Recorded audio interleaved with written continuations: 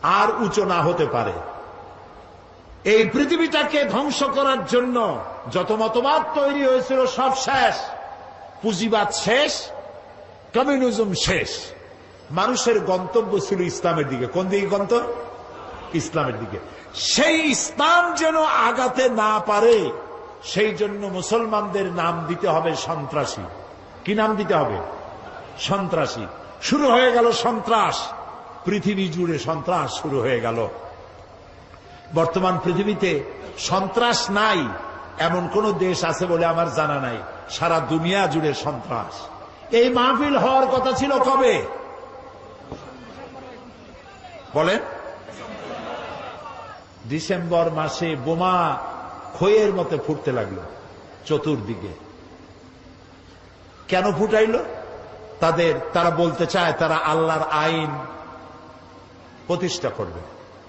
কার আইন? আল্লাহর আইন প্রতিষ্ঠা করবে। এখন আল্লাহর আইন প্রতিষ্ঠার জন্য বোমা মারবে। শুরু হয়ে গেল বোমা।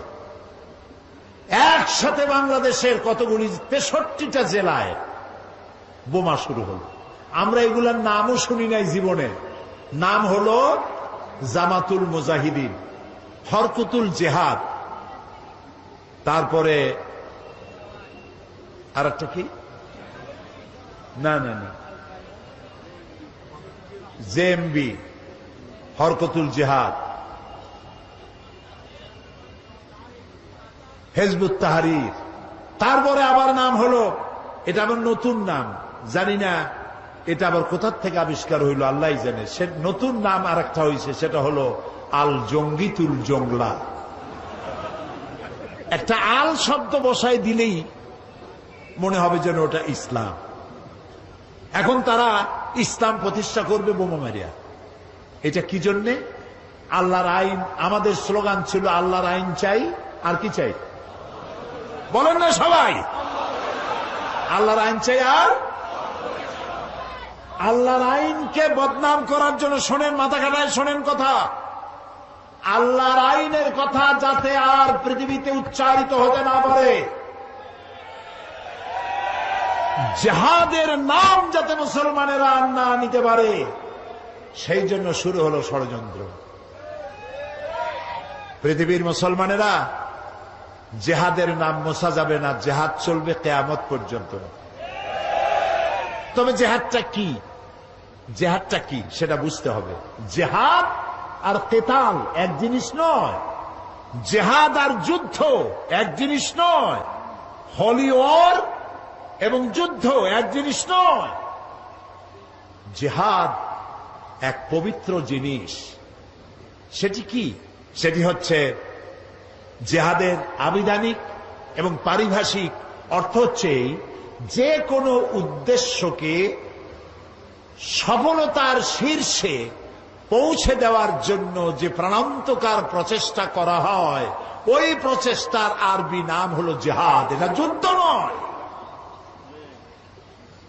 এখন আমার মূল লক্ষ্য ইসলাম প্রতিষ্ঠা। আমার মূল লক্ষ্য কি? এই ইসলাম প্রতিষ্ঠার জন্য আমি যদি বই লিখি তাহলে এটা আমার লেখার জিহাদ। আমি এটা প্রতিষ্ঠার জন্য যদি আমি বক্তৃতা করি, এটা আমার বক্তৃতার জিহাদ। এটা প্রতিষ্ঠার জন্য যদি আমি মাল খরচ করি, তো এটা আমার মালি জিহাদ। আর যদি এই আন্দোলনকে ব্যাহত করার জন্য অন্য কোন রাষ্ট্র যদি ঝাঁপাইয়া পড়ে, তাহলে কেবলমাত্র রাষ্ট্রের পক্ষ থেকেই সেইটার মোকাবেলা করার জন্য সশস্ত্র জিহাদের হুকুম আসতে পারে। কোন রাজনৈতিক দল, কোন ব্যক্তি জিহাদের অর্ডার দেওয়ার কোন ক্ষমতা নাই, এখতিয়ার নাই। এই অনুমতি ইসলাম দেয় না। কারো বাবার হিম্মত নাই অন্ধকারের ভিতরে দল বানাইয়া বোমামের ইসলাম কায়েম করবা। এটা ইসলাম নয়, এটা শয়তানি। ইসলামকে বদনাম করার জন্য তারা এই পন্থা অবলম্বন করেছে। প্রিয় ভাই, সব কথাগুলি আপনাদেরকে শুনতে হবে। মানব সমাজে নবীদের দাওয়াত কবুল করেছেন, তাদেরকে একেবারেই আইনগুলি একসাথে আল্লাহ দেন নাই। আল্লাহর কায়দাটা দেখেন। আল্লাহ তো ইচ্ছা, সবচাইতে ক্ষমতা কার বেশি? যারা জবাব দেন নাই তারা কিন্তু বিপদে আছেন। কারণ হলো কোন কোন প্রশ্ন আছে জবাব দিতে হয় পুরুষের মতো ঠাস ঠাস করে জবাব দিতে হয়। ইমানের প্রশ্ন সব থেকে বেশি ক্ষমতা কার? ইনফিনিট পাওয়ার, সীমাহীন শক্তির মালিক কে? কারো মোহতাজ তিনি নন, কাউকে পরোয়া করেন না, কারো কাছে কৈফিয়ত দেন না, সকলকে কৈফিয়ত দিতে হবে তার কাছে। সেই আল্লাহ তাআলা যদি ইচ্ছে করতেন, আল্লাহ বলছেন ওয়ালাউ শাআ লাহাদাকুম আজমাইন, সূরা আন-নাহল। আল্লাহ তাআলা বলছেন আমি ইচ্ছে করলে সবাইকে হেদায়েত করে দিতে পারতাম। তা আল্লাহ তো আগেই বলেছেন আমি এটা করব না, যেহেতু আমি তোমার জ্ঞান দিচ্ছি, এটা আমি করব না। আইন আস্তে আস্তে দেব। নবী করিম সাল্লাল্লাহু আলাইহি ওয়াসাল্লাম নবুয়ত পেলেন, নামাজ কি ওই সাথে হয়েছে? ওই সাথে হয়েছে। অনেক বছর পর নামাজ আসছে, তার অনেক বছর পর রোজা, তার অনেক বছর পর হজ, তার অনেক পরে যাকাত। ইমপ্লিমেন্টেশন, ইসলামের আইনের প্রয়োগ ধীরে ধীরে গ্রাজুয়ালি, একসাথে নয়। আল্লাহ প্রথমে মানুষের জেহেন, মেন্টালিটি তৈরি করেছেন, মোটিভেটেড করেছেন, মোটিভেশন করেছেন, তারপরে আইন দিয়েছেন একটু একটু করে। একটা দৃষ্টান্ত দেই, দেব একটা দৃষ্টান্ত দেই। সব তো মুসলমান, সব ব্যাপারে আইন আসছে, কিন্তু মত সম্পর্কিত আইন তখনো আসে নাই। ইসলাম কবুলকারী মুসলমানেরা কেউ কেউ তখনো শরাবের ব্যাপারে কোন আইন আসে নাই বলে শরাব পান করতেন। প্রশ্ন উঠল, হে রাসূল, এই যে মদ টদ খাইয়া মাতলামি করে টরে, এসব ব্যাপারে তো কোনো আইন টাইন আসলো না, এটা বিষয়টা কি? তো রাসূলুল্লাহ কথা বলতেন না যতক্ষণ জিবরাইল না বলে, জিবরাইল যতক্ষণ বলতেন না যতক্ষণ আল্লাহ রাব্বুল আলামিন প্রশ্নের জবাব দিলেন, وَيَسْأَلُونَكَ عَنِ الْخَمْرِ وَالْمَيْسِرِ قُلْ فِيهِمَا إِثْمٌ كَبِيرٌ وَمَنَافِعُ لِلنَّاسِ। হে নবী, আপনাকে প্রশ্ন করা হয় মদ এবং জুয়া সম্পর্কে, আপনি বলুন এ দুটোই ভালো জিনিস নয়, কল্যাণমূলক নয়, তবে এর মধ্যে মানুষের কিছু কল্যাণ আছে। মদের মধ্যে, জুয়ার মধ্যে মানুষের কিছু কল্যাণ আছে। 10 টাকা দিয়ে লটারিতে টিকিট কিনছে, যদি লাগিয়ে যায় তো 10 টাকার টিকিটে লেক্সাস গাড়ি পেয়ে গেছে, 10 কোটি টাকা পেয়ে গেছে। এখন জিন্দিগি যে গাড়ি দেখে নাই, 10,000 টাকা জীবনে ওর বাবাও চোখে দেখে নাই, সে যদি 1 কোটি টাকা হাতে পায়, ও কি দুনিয়ার আর দুনিয়া মনে করবে? ওর সামনে তো মেয়ে লোক তো যাইতেই পারবে না, যা খুশি তাই করবে। সেই জন্য কল্যাণ আছে, এই রাতারাতি আঙ্গুল ভুলে কলা গাছ হইতে পারে। মদ খাইলে কিছু সময়ের জন্য রাজা রাজা ভাব একটু হইতে পারে, কিন্তু ওয়া ইসমুহুমা আকবারু মিন নাফিহিমা, কিন্তু উপকারের চাইতে অপকারিতা বেশি। কে বললেন? আল্লাহ তাআলা। এটা এই আয়াত নাজিল হওয়ার পর যে সমস্ত মুসলমানরা মদ পান করতেন, ওনারা মনে করলেন যে মানুষের কল্যাণ আর অকল্যাণ আল্লাহর চাইতে তো কেউ ভালো বোঝার কথা না। তিনি যখন বলছেন কল্যাণের চাইতে অকল্যাণ বেশি, কাজী এটা পান করব না। 25% শরাবখোর শরাব ছেড়ে দিল। আরেকদিন, এর কিছুকাল পরে একদিন নামাজ পড়তে গেছেন একজন ইমাম, ইমামতি করছেন তিনি, যিনি একটু আগে খাইয়ে আসছে। 17 পারা শুরু করে 23 পারা গিয়ে ঢুকছে, মাথা তো ঠিক নাই। রাসূলের কাছে প্রশ্ন করলো যে এই তো নামাজ পড়লো ইয়া খাইয়া, এখন তো নামাজের মধ্যে প্যাঁচ লাগাই ভালাইছে, এখন কি হবে? আল্লাহ তাআলা বলে দিলেন, লা তাকরাবুস সালাত ওয়া আনতুম সুকারা হাত্তা তা'লামুনা মা তাকুলুন। যত তোমরা ওই অবস্থায় নামাজ পড়া তো দূরের কথা, নামাজের কাছেও যেও না যতক্ষণ তোমরা না বুঝো যে তোমরা কি বলছো। মাথার থেকে মদের ক্রিয়া না যাওয়া পর্যন্ত নামাজ পড়া তো দূরের কথা, কাছেও যেও না। বুদ্ধিমান মুসলমানেরা মনে করলেন এত খারাপ এটা, এটা খাইয়ে নামাজ পড়া তো দূরের কথা, কাছেও দেওয়া উচিত না, দেখতে এটা খাবো। আরো 25 ভাগ ছেড়ে দিল, তাও আমরা সুবহানাল্লাহ করব না। এখন কত হইল রেশিও? কত? 50-50। অর্ধেকে খায়, অর্ধেকে খায় না। আল্লাহর আইনের প্রতি আনুগত্যের রেশিও যখন এই পর্যায়ে আসছে, তখন চূড়ান্ত আয়াত নাজিল হয়ে গেল, ইন্নামাল খামরু ওয়াল মাইসিরু ওয়াল আনসাবু ওয়াল আজলামু রিজসুম মিন আমালি শাইতানি ফাজতানিবুহু। মদ, জুয়া, মূর্তি, পাশা, এগুলি সব নিষিদ্ধ ঘোষণা করা হলো। এগুলি সব শয়তান কর্তৃক উদ্ভাবিত নোংরা কাজ। তোমরা ফাজতানিবুহু, এগুলি পরিত্যাগ করো। শয়তান চায় এই কাজগুলির মাধ্যমে তোমাদেরকে আল্লাহর জিকির এবং স্মরণ থেকে বিরত রাখতে। ফাহাল আনতুম মুনতাহুন, তোমরা কি এগুলি জানার পরেও বিরত থাকবে না? তখন তো মাইক নাই, রেডিও নাই, টেলিভিশনও নাই, মোবাইলও নাই। রাসূলুল্লাহ বললেন, এই আয়াতগুলি রাস্তায় রাস্তায় তেলাওয়াত করো, যাও। কয়েকজন সাহাবী নামাই দিলেন। সাহাবীরা রাস্তায় রাস্তায় আয়াত চিল্লায় পড়তেছেন। শরাব খানার ভিতরে যেসব মুসলমান শরাব খাচ্ছিলেন, কোরআনের আয়াত শুনতে পেলেন, হাতে গ্লাস ছিল, মদের ছুঁড়ে ফেলে দিলেন। মুখে নিয়েছিলেন, কুলি করলেন। যিনি গিলেছিলেন, গলায় আঙ্গুল দিয়ে বমি করে ফেলে দিলেন। মদের দোকানদার লাঠি মেরে তার মদের পাত্র ভেঙে চুরমার করে দিল। এর নাম মুসলমান, এর নাম ইসলাম, এর নাম ইসলাম। ঠাইসা দুনিয়া লা ইকরাহা ফিদ্দীন, দিনের মধ্যে কোনো বাড়াবাড়ি নাই। আমাদের ধর্মনিরপেক্ষ ভাইরা, ওনারা লা ইকরাহা ফিদ্দীন নিছেন ওনাদের ধর্মনিরপেক্ষের দলিল হিসাবে। না বুঝলে যা হয়। একজন মুরব্বী ওই দলের, নাম নেব না, বুঝে নিয়ে, বেঁচে নাই তিনি, মুখে দাড়ি জাড়ি ছিল। আমি একদম বললাম, বড় ভাই, এই ধর্মনিরপেক্ষ না থাকলে কি হয়? এইটারে বাদ দিলে আমরা তো কাছাকাছি হইতে পারি। আপনি আমার পাকা ধানে মই দেন নাই, আমিও আপনার হালের গরু পিটায় মারি নেই। আপনাদের সাথে আমাদের কোনো শত্রুতা নাই। এটা করেন কেন? এটা বাদ দিতে পারেন না? কয় কোন কি? আল্লাহ নিজেই তো ধর্মনিরপেক্ষ। আমরা আস্তাগফিরুল্লাহ, কয় কি? আল্লাহ চাইতে ধর্মের পক্ষে কেউ আছে?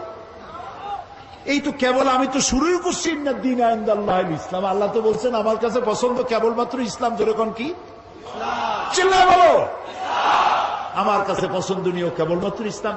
তা আল্লাহ তো সব থেকে ধর্মের পক্ষে, আর আপনি কোন কি? কয় যে ওই যে আছে লাকুম দীনুকুম ওলিয়া দিন, ওটাও তো ধর্মের পক্ষে। লাকুম দীনুকুম ওলিয়া দিন, তোমার জন্য তোমার ধর্ম, আমার জন্য আমার ধর্ম। তার মানে কি? তার মানে হলো তুমি তোমার ধর্মের পক্ষে থাকো, আমি আমার ধর্মের পক্ষে থাকি। সুবহানাল্লাহ। প্রিয় ভাই সব, ইসলাম এসেছে এইভাবে, মারদাঙ্গা করে আসে নাই। দেখেন না রসুলের, আমি কি বলবো, আমি তো বলে শেষ করতে পারবো না। নবী করিম সাল্লাল্লাহু আলাইহি ওয়াসাল্লাম তখনও পর্দার আয়াত নাজিল হয় নাই। সাহাবীরাও বসা, মেয়ে লোকও বসা পাশাপাশি। এক যুবক মহিলা, এক যুবক পুরুষ, একটা সুন্দরী যুবতী, চেহারা ভালো লাগছে, তার দিকে এরকম তাকায় আছে। রাসূলুল্লাহ কিচ্ছু বললেন না, শুধু হাত দিয়ে মাথাটা ধরিয়া যুবকের আরেক দিকে ঘুরাই দিলেন, মুখ দিয়ে কিচ্ছু বললেন না। যুবক মেসেজ পাইয়া গেছে না? এটার নাম ইসলাম। মারামারি নয়, কলজায় কষ্ট দেওয়া নয়, বোমা মারা নয়, ঠ্যাঙ্গা মারা নয়। আল্লাহ তাআলা বলছেন, ফাবিমা রাহমাতিন মিনাল্লাহি লিনতা লাহুম ওয়ালাউ কুনতা ফাজ্জাল গালিযাল কলব লাম ফাদ্দু মিন হাওলিক। হে রাসূল, আপনার প্রতি আল্লাহর দয়া হলো এই, আপনার কলজাটারে আল্লাহ একদম নরম বানাই দিয়েছে। যেই কাছে আসে সিমেন্টের মতো লাগিয়ে যায়। যদি আপনার মেজাজ খারাপ হইতো, কলজাটা যদি শক্ত হইতো, কেউ কাছে আসতো না, সব দূরে সরে যেত। ইসলাম আসছে ভালোবাসা দিয়ে। সুবহানাল্লাহ। আপনারা বলতে পারেন, তাহলে যুদ্ধ হইল কেন? বদর, ওহদ, হুনাইন, ইয়ারমুক, তাবুক, খন্দক হইল কেন?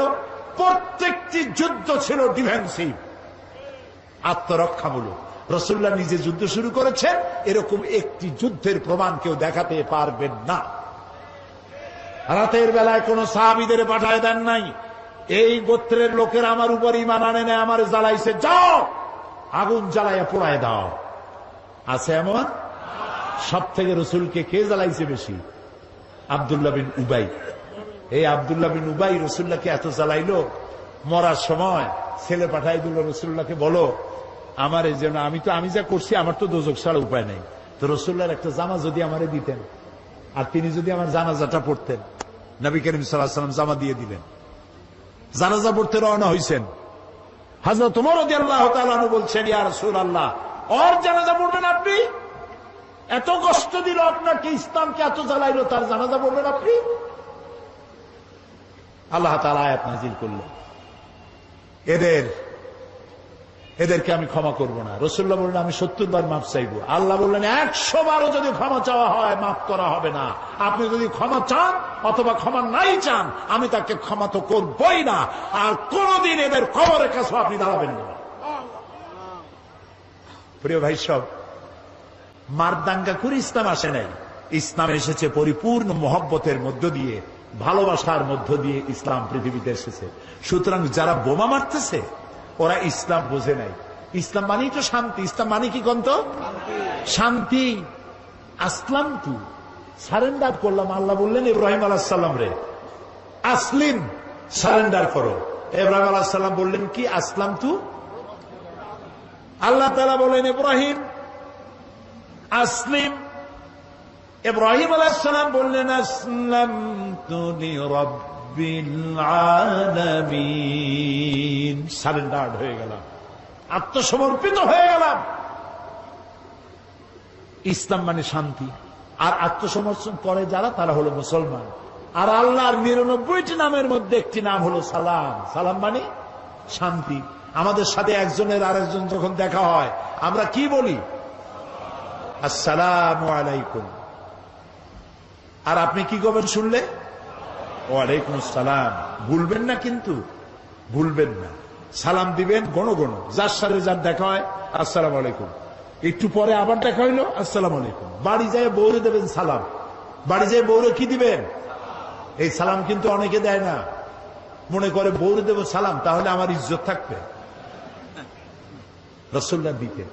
ঘরের মধ্যে গিয়ে আপনি বলছেন আসসালামু আলাইকুম, তার অর্থ কি আপনি আপনার ঘরের মধ্যে আল্লাহর রহমত দিয়ে প্রবেশ করতেছেন। তবে আজকে স্ত্রীর না বুঝে ফট করে সালাম দিয়েন না। হয়তো স্ত্রী ভয় পেয়ে যাবে যে কোনোদিন সালাম দেয় না, আজ যখন সালাম দিয়েছে খবর আছে। এই জন্য বুঝাই নিবে সালাম দেওয়া সুন্নত। সালাম দেওয়া কি সুন্নত। তাহলে আমরা পরস্পর দেখা হইলে সালাম দেই। নামাজ পড়ে শেষে কি বলি? আসসালামু আলাইকুম ওয়া রাহমাতুল্লাহ। জীবনের শেষ নামাজ কোনটা? জানাজা। সেই জানাজায় আমরা কি বলি? শেষে গিয়ে আসসালামু আলাইকুম ওয়া রাহমাতুল্লাহ। তারপরে মৃত্যুর পরবর্তী জীবনে যেখানে যাব, শেষ গন্তব্য যেটা আশা করি, সেটাও দারুস সালাম। ওয়াদখিলনাল জান্নাতা দারাকা দারুস সালাম। তো ইসলামের সব জায়গায় শান্তি। এই শান্তিপূর্ণ ইসলামে যারা বোমা মারে তারা ইসলামের শক্তি নয়, তারা ইসলামের দুশমন। আল্লাহ তাআলা বলেছেন ওয়ালা তাসতাউ ফিল আরদি মুফসিদিন, তোমরা জমিনের উপরে সন্ত্রাসীদের কাতারভুক্ত হও না। ওয়ালা তুফসিদু ফিল আরদি বাদা ইসলাহিহা, শান্তি প্রতিষ্ঠার পরে বিপর্যয় সৃষ্টি করো না, সন্ত্রাসী তৎপরতা চালাইও না। প্রিয় ভাই সব, জালকাঠিতে 2 জন মারল বিচারপতি, আসামি ধরা পড়ল। পুলিশে জিজ্ঞেস করছে মাল্লা কেন? বলছে মারবো না, ও তো আল্লাহর আইন কায়েম করে না। তুমি কি চাও? আমি আল্লাহর আইন কায়েম করতে চাই। আচ্ছা ভাই আপনি বলেন, বিচারপতিরা কি আইন তৈরি করে? বিচারপতি তো আইন ইমপ্লিমেন্টেশন করে, প্রয়োগ করে মাত্র। সেই বিচারপতি মেরে ফেললো, পুলিশ মেরে ফেললো। পুলিশে জিজ্ঞেস করছে আচ্ছা তুমি যদি এখন মরো তাহলে কি হবে? আমি বেহেশতে চলে যাবো, আমি তো শহীদ হব। আরে উল্লুক, তুমি শহীদ হবা? তুমি তো খুন করে আসছো মানুষ। এই যে চট্টগ্রাম আদালত পাড়ায় বোমা বিস্ফোরিত হলো, কথা কন না কেন? হয় নাই? আহারে, আমি টেলিভিশনে দেখলাম একটা না 2টা পুলিশ বুঝি মরল। পুলিশটা মরার পর তার হাত পাও, তার গোশত গাছে গিয়ে উঠছে। এই পুলিশটা কি অপরাধ করেছিল? পুলিশ সারাটা দিন কষ্ট করে, পুলিশের রাত নাই, দিন নাই, শুক্রবার নাই, ঈদ নাই, কম বেতনে এত কঠোর পরিশ্রম অন্য বাহিনীরা করে না যা পুলিশে করে। সারাটা দিন পাহারা দিতেছে, বোমার আঘাতে গোশত গিয়া গাছে উঠল। আমি টেলিভিশনে দেখলাম আরেকটা পুলিশ জীবিত, তার সাথী গোশত খণ্ড বিখণ্ড হয়ে গেছে, সাথীর জুতা, নিহত পুলিশের জুতা, জামা, টুপিটা পাশে পড়ে আছে, আর তার আরেক পুলিশ ওই জুতার রক্তমাখার বিচ্ছিন্ন দেহের পাশে দাঁড়ায় আছে। পুলিশটার চোখ দিয়ে দরদর পানি পড়তেছে। নিহত পুলিশের ছোট্ট মেয়েটি জালেবায় তার কাছে গিয়ে জিজ্ঞেস করে, আমার বাবা কি অপরাধ করছিল, কেন মরল আমার বাপ? যে পাপিষ্ঠ বোমা মারল তার 2 হাত 2 পা উড়ে গেল। হসপিটালে গিয়েছে, তাকে পানি দাও, পানি চেয়েছে, পানি দিল। নার্স পানি দিয়েছে বাও হাত দিয়া। সে জিজ্ঞেস করলো, তুমি মুসলমান না? নার্স বললো, আমি মুসলমান। তো বাও হাত দিয়া পানি দিলা কেন? আমি বাও হাতে পানি খাবো না। দেখছেন অবস্থা? খুন করে আসছে মানুষ, ও এখন বাও হাত আর ডাইন হাত তালাশ করে। আমি সেদিন বরিশালে বলছিলাম, কদিন আগে বরিশালে মাহফিল ছিল, বললাম যে একজনের শরাব খাওয়ার অভ্যাস ছিল। শরাব বোঝেন তো? মদ খাওয়ার অভ্যাস। কিন্তু তার মোষ ছিল খুব বড়। কিছু লোক আছেন এরকম মোষ রাখে, বড় কবি হইলে, বড় বুদ্ধিজীবী হইলে অবস্থা এরকম যেন 6 মাস চুল দাড়ি কাটে টাটে না, একটা পাটের বস্তা পাশ দিয়ে ঝুলে থাকবে, একটু বুদ্ধিজীবী ভাব। মোষ এত বেশি যে 5 ব্যাটারি টস মারলেও বোঝা যাবে না যে লোকটা হাসে না কান্দে। এই রকমের মোষওয়ালা এক লোক ডান হাত দিয়া মোষ উঁচা করিয়া নাকের উপর দিয়া ধরিয়া বাঁ হাত দিয়া গিলতেছে। আরেকজন বন্ধু এসে বলছে, ভাই তুমি মদ এত কষ্ট করে খাও কেন, এত উঁচু করে ধরে ধরে? কয় যে, ভাই ওলামায়ে হাজারাত, তাদের কাছে শুনেছি এই পানি টানি জাতীয় কোন জিনিস খাইতে গেলে যদি মোষ ভেজে তাহলে নাকি মাকরু হয়। খাইতেছে মদ, তালাশ করতেছে মাকরু। আরে বেটা, তুই মানুষ খুন করে আসিস, বেহেশত তো ভালো, তোর জায়গা হবে তো জাহান্নামে, তোর তো জানাজাও হবে না, কোন আলেম তোর জানাজা দিবে না, তুই জাহান্নামে যাবি, কোন সন্দেহ নাই, জাহান্নাম। মান কাতালা মুমিনান মুতাআম্মিদান ফাজাযাউহু জাহান্নাম। আমার আল্লাহ তাআলা বলেছেন, জেনে শুনে কোন মানুষকে, মুমিনকে হত্যা করলে যাবি জাহান্নামে, কিয়ামত পর্যন্ত আল্লাহর লানত হবে, আর চিরকাল জাহান্নামে যাবি, কোনদিন আল্লাহর জান্নাতে যাইতে পারবি না।